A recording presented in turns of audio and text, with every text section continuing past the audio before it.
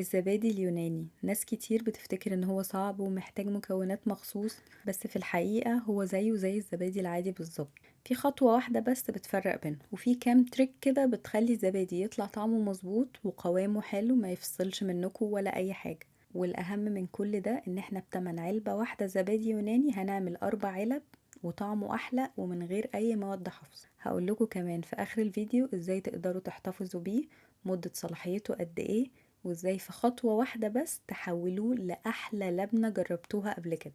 أنا نسمة، لو أول مرة تشوفوا القناة اشتركوا وفعلوا الجرس ويلا بينا نبدأ على طول. أول حاجة تعالوا نشوف المكونات اللي احنا محتاجينها. هنحتاج لتر حليب، استخدمت هنا حليب كامل الدسم. كل ما كان اللبن حلو الزبادي هيطلع طعمه حلو قوي معانا في الآخر. هنحتاج كمان لكل كوباية حليب معلقة كبيرة زبادي، يعني للتر الحليب هنحتاج 4 معالق كبار زبادي. استخدموا أي نوع زبادي بتحبوا طعمه، لأن ده هيأثر على طعم الزبادي اللي هيطلع في الآخر. وتالت حاجة دي اختيارية، مش كل الناس بتزودها، بس أنا بحب أزود لكل لتر حليب نص معلقة صغيرة سكر. بحس إن هي بتعادل الحموضة بتاعة الزبادي وبتديني نتيجة حلوة قوي، تقدروا تستغنوا عنها ومش بتأثر خالص في الوصفة. أول حاجة هبتدي أنزل الحليب وهرفعه على النار. اول ما الحليب يبتدي يغلي كده هطفي عليه النار، هرفعه بقى من على النار وهسيبه لحد ما يبرد خالص. طيب احنا محتاجين اللبن يبرد قد ايه؟ محتاجينه يوصل لدرجة حرارة من 40 ل45 لو عندي ترمومتر. لو ما عنديش ترمومتر هنزل طرف صباعي كده في الحلة وعد لحد 10. لو استحملت درجة الحرارة يبقى هي كده مناسبة. في بولة تانية على جنب هنزل الزبادي وهزود عليه نص كوباية من الحليب الدافي والسكر لو انا هضيفه في الوصفة. هقلب كويس قوي وابتدي انزل الخليط ده على الحليب واقلب بالراحة، مش عايزين نقلب جامد، ده من الحاجات اللي بتخلي الزبادي يفصل بعد كده. انا عايزة اتأكد بس ان الخميرة اتوزعت في الحليب كله. بعد كده هنغطي الحلة كويس جدا. لو الجو كويس، احنا في الصيف مثلا، كل اللي هعمله اني هغطي الحلة بفوطة مثلا نظيفة، فوطة تكون تقيلة شوية، وهسيبها زي ما هي على المطبخ لحد ما الزبادي يتخمر. ولو الجو بارد هدفي الفرن دقيقة واحدة، هطفيه وهحط الحلة جواه واقفل عليها. مدة تخمير الزبادي بتعتمد على درجة الحرارة. المتوسط بياخد من 8 ل 10 ساعات. لو الجو حر ممكن ياخد أقل من 8 ساعات، ولو الجو برد ممكن ياخد من 9 ل 10 ساعات. ده شكله بعد التخمير. بعرف ان هو جاهز لما الاقي قوامه متماسك بالشكل ده. اول ما الزبادي اتخمر كده هدخله التلاجة وهسيبه مش اقل من 8 ساعات. انا سبته طول الليل. الزبادي بيتماسك زيادة لما بيدخل التلاجة.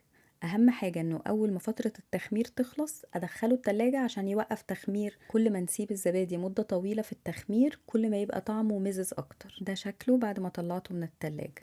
بصوا قوامه متماسك جدا.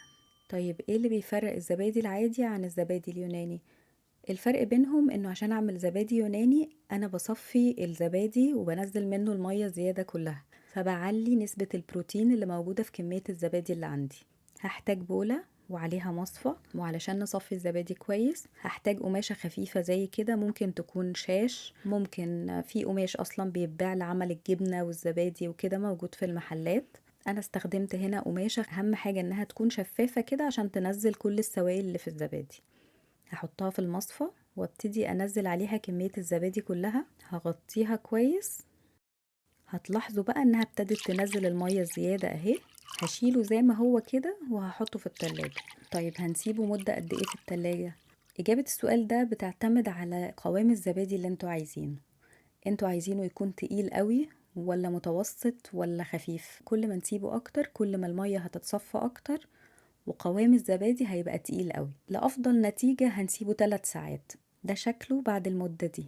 بصوا كمية المية اللي نزلت قد ايه. لون المية بيعتمد على نوع اللبن، يعني لو لبن بقري هتلاقوا ليه درجة مايلة للأصفر شوية، لو لبن جاموسي هتلاقوه مايل للأخضر شوية. المية دي اللي هي الشرش أو الواي، دي فيها كمية بروتينات كبيرة، ممكن نعجن بيها أي مخبوزات، ممكن ندخلها في أي عصاير أو أي حاجة بنستفيد منها، يعني مش بنرميها، وتقدروا تخففوا بيها الزبادي لو حسيتوا إن القوام تقيل زيادة.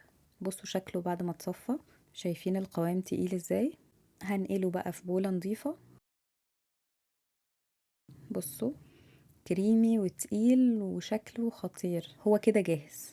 بس انا بحب اعمل خطوة كمان بتخليه نفس شكل اللي جاي من بره. دايما الزبادي اليوناني بيبقى كريمي وناعم قوي كده، غير الزبادي اللي معمول في البيت او الزبادي البلدي. هضربه بس بمضرب يدوي دقيقة واحدة بس لحد ما القوام بيتحول للشكل ده.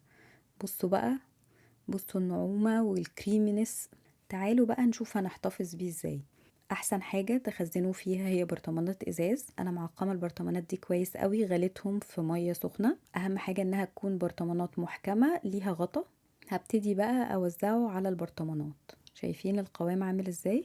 تقيل وفي نفس الوقت ناعم وكريمي جدا. انا هنا عاملة كمية اكبر عشان اوريكم كذا طريقة للتخزين، لكن انتوا لو عملتوا لتر واحد من الحليب هيطلع لكم بعد التصفية 600 جرام زبادي يوناني. 600 جرام دول اللي هم 4 علب زبادي يوناني من اللي بنجيبه من بره. البرطمانات دي حجمها كبير شوية، بس انا استخدمتها عشان التصوير. الافضل بالنسبة لي والعملي اكتر المقاس ده من البرطمانات.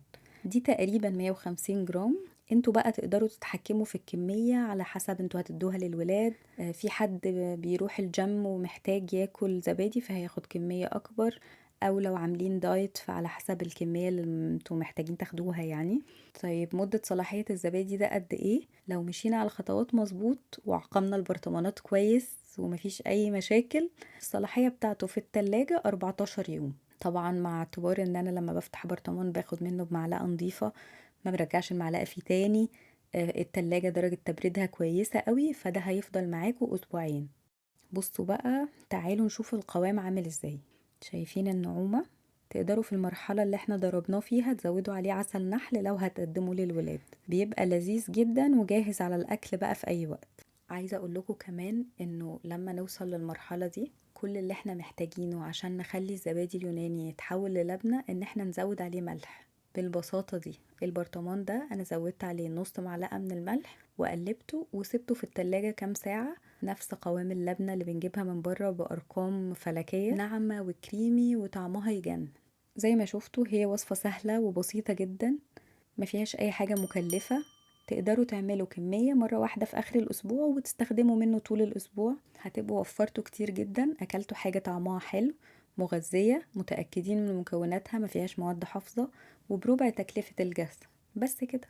لو لسه بتتفرجوا لحد هنا شكرا جدا عشان بتتفرجوا للآخر. ولو عجبكم الفيديو ما تنسوش تعملوا لايك وشير وتشتركوا في القناة. أشوفكم الفيديو الجاي.